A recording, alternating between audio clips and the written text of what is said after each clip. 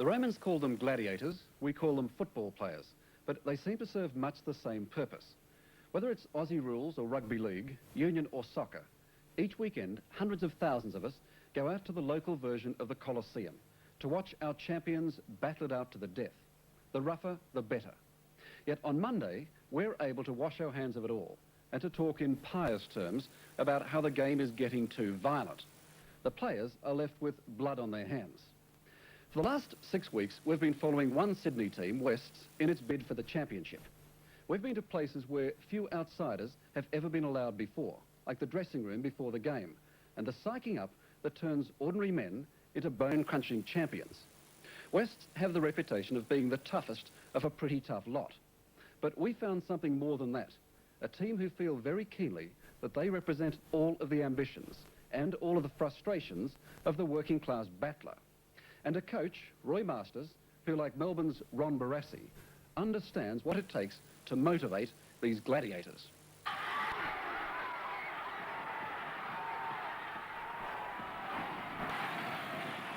If you think it gets rough on the football field, have a look at what goes on before the game. This is what happens. Dressing room aggression.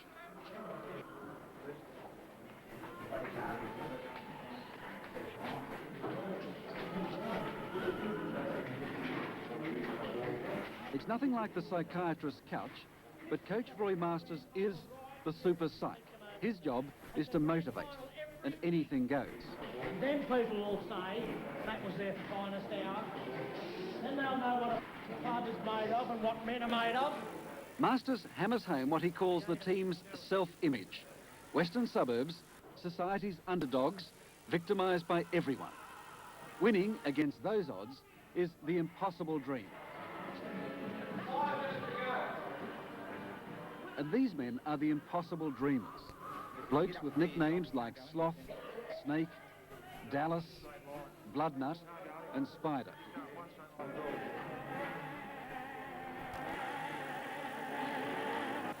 Wests are known as the toughest in a tough game. To some, they're the thugs of football. But that's not the way that 60 Minutes found them. We've got to reach that unreachable star. We've got to fight him wrong.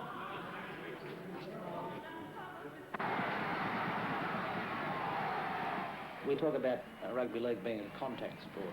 I think it's a collision sport. I think dancing's a contact sport. I feel that I've got to get them into a fairly aggressive state. If we lose our aggression, we're gone. And that's legal aggression, I mean. But under no circumstances do I want you to lose your natural aggression today, because our natural aggression is the thing which has stuck with us over the last 2 years. You hit them 2 in a tackle, legal stuff, very, very hard. They'll come back with all the other stuff, but don't worry about it. You just keep going. But as soon as you start not moving up in the line, as soon as you start wondering what all this is about, and they're hitting us and they're getting away with it, that's when we're going to start to lose this game today.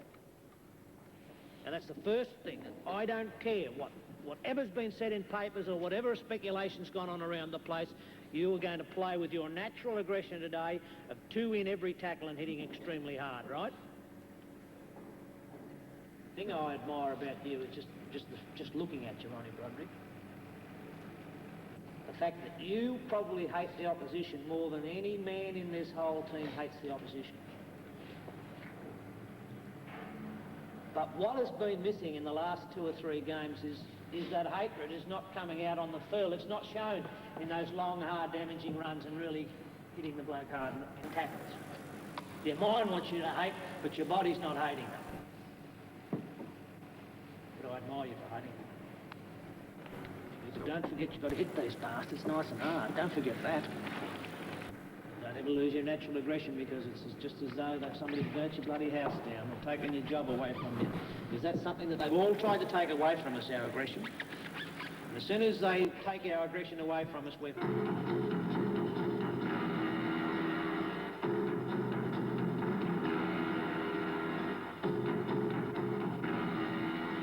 Call it aggression, call it violence. It's an image that has cost them dearly.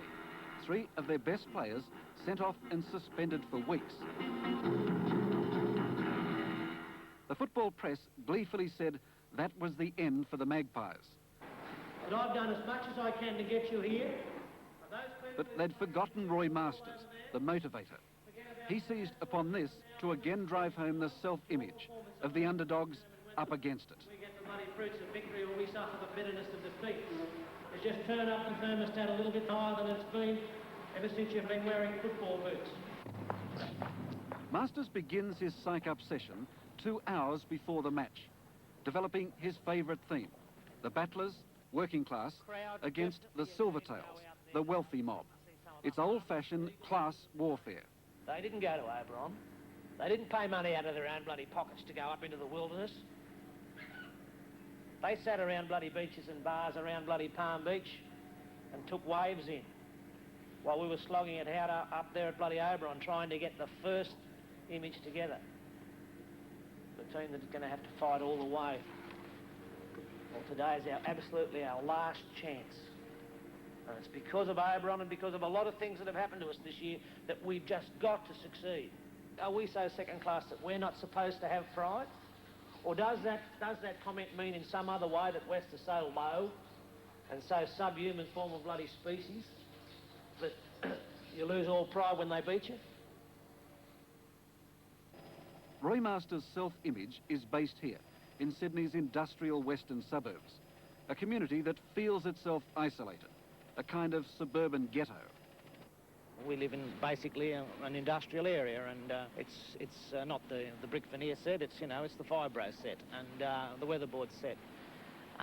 That is the sort of area from which we come, but it gives us comfort.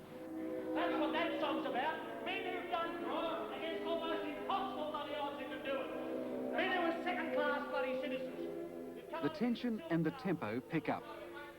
Dave Dittman is the team's conditioner, physical and mental. Forget all the pretty stuff. You won't find this locker room language in any psychology textbook. It would make a bullocky blush.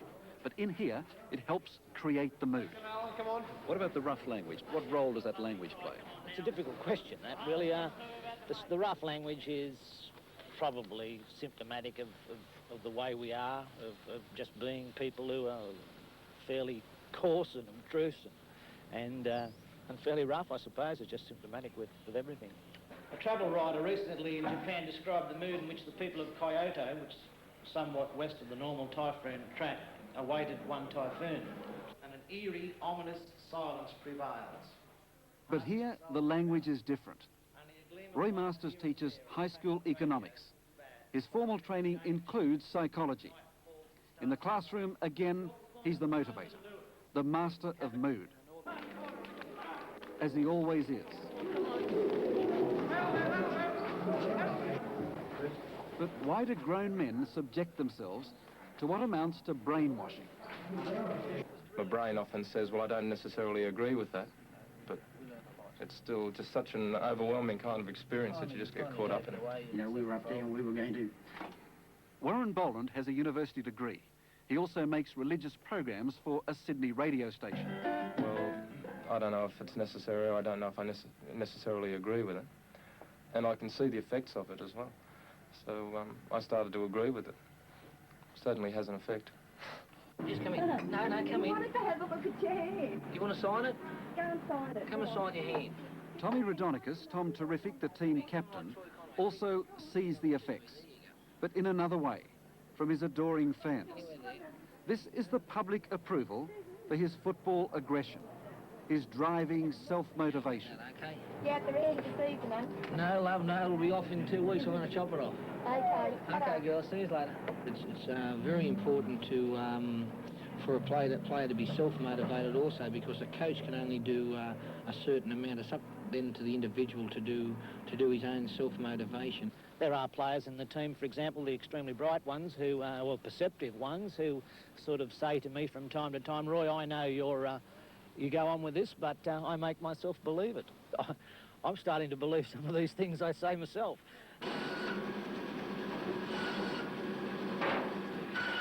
The approval comes in cold cash for this man, butcher John Dorahy.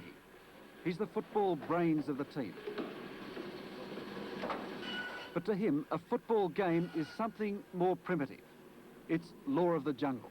So two animals that are after the one thing in life, and to live, you know, they've got to knock each other out.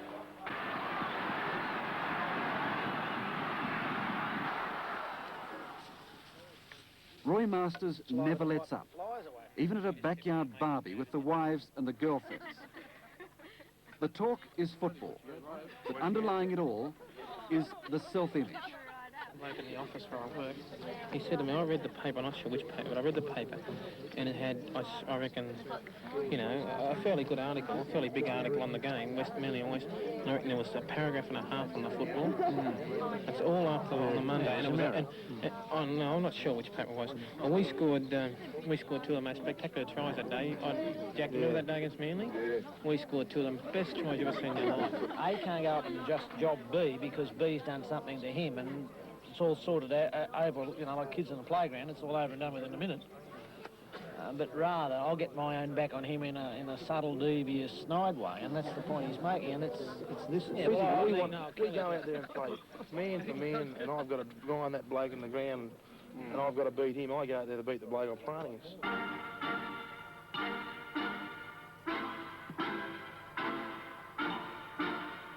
It's called Search and Destroy, a motivation movie. Not with John Wayne and the Marines, but with football players. In fact, American gridiron players, with all the razzle-dazzle and the padding that our gladiators would normally laugh at, but not today. Get the man. This is the man I want to get. I wouldn't use hypnosis because I find that hypnosis would probably be more successful with a team such as Cronulla or Canterbury or even Manly, because hypnosis tends to relax players and the sound of waves beating against the shore and things like that. Yeah, the blokes from western suburbs have got no money. Some of you have got money and the rest of you want it for next year. But if hypnosis is out, music is in. Music to motivate men. And oddly enough, his pet theme is Exodus. Masters equates the Jewish struggle with western suburbs. Backs to the wall, downtrodden, victimised, and always fighting for survival. It's just designed to get the adrenaline pumping a little bit faster, and it's also designed to help them to control themselves a little bit. They've got to be able to cop one right across the mouth and be willing to tolerate it. Roy Masters knows that he must pitch his players into a state of controlled fury. But he also knows that outside in the arena, the controls may disappear. I think that it's a little bit like the Roman days, but I think it's a part of people's inventing their emotions by watching something that perhaps some of them may like to do themselves.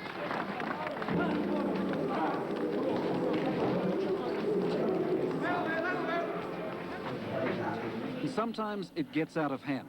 The players have to be pulled apart.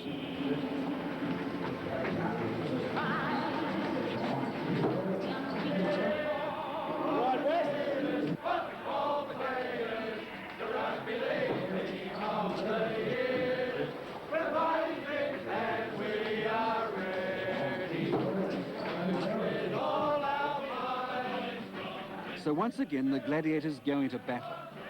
On Monday morning, we'll all talk about how the game is too violent. But next weekend, we'll call for blood and probably get it. At least the Romans were a bit more honest. Altogether, we spent 6 weeks with Wests, a team that had some of their top players disqualified for alleged violence. And we watched them succeed against all the predictions, winning game after game to approach the premiership against all of the odds. Last week, they lost. And this was to be our last look at the Gladiators.